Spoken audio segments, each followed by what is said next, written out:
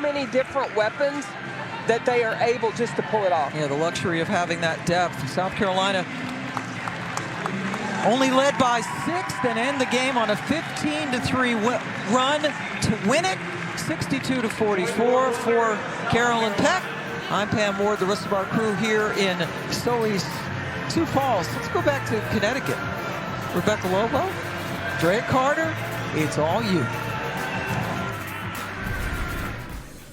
Thank you, Pam. What a beautiful handoff by Pam Ward. Like from the point guard. Yours. It's all yours. As she said, Drea Carter and Rebecca Lobo here in the studio. And Rebecca, great effort by South Dakota State. We talked about the blueprint that it takes for South Carolina or to beat South Carolina, but eventually, how did South Carolina pull away and kind of create some distance from South Dakota State? I mean, they just wear you down. They're relentless. And we talked about how in the first quarter, South Dakota State didn't give up any offensive rebounds to South Carolina. Well, at the end of the game, when you look down, South Carolina still ended up with 17 boards. I thought Camila Cardoso came in and made a big difference for them. When the paint was being swarmed, you can still throw it up to her because she's so tall and so long. Got them going a little bit on the offensive glass in the second quarter as well. But there's just so much size on that South Carolina front line. It's really hard to challenge. You know, we talk about this South Carolina team, and I remember facing rebounders like Chinea Ogwumike and like Alyssa Thomas, and it is so difficult to keep them off the glass. And then it feels like there's such a small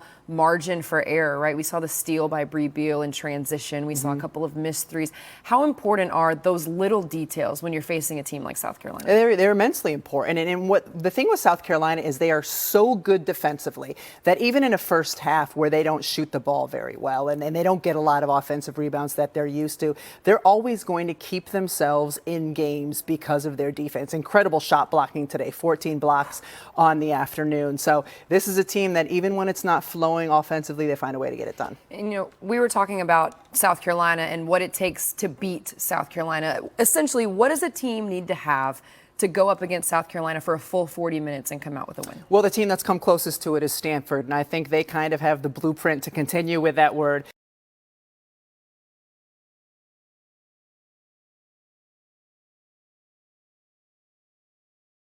You need to have size, you need to have a lot of depth, you need to have bodies to continue to go in and battle so that cumulative effect isn't quite as strong, and you have to be able to put up points. But they're the one team that has all those things. That's why they were able to go into overtime with them. Size, depth, length. I mean, there are experience, yep. Right? When you think about some of the teams, are there any others that have size, have depth, have length, some of those quality aspects? Not to the degree that those two teams do. Yeah, Stanford, South Carolina. Although you like Virginia Tech, so maybe. I like Virginia Tech. I like Ohio State. We've got a full slate of games on Sunday that will be great to tune into. So we will see you all Sunday. For now, have fun with axe throwing.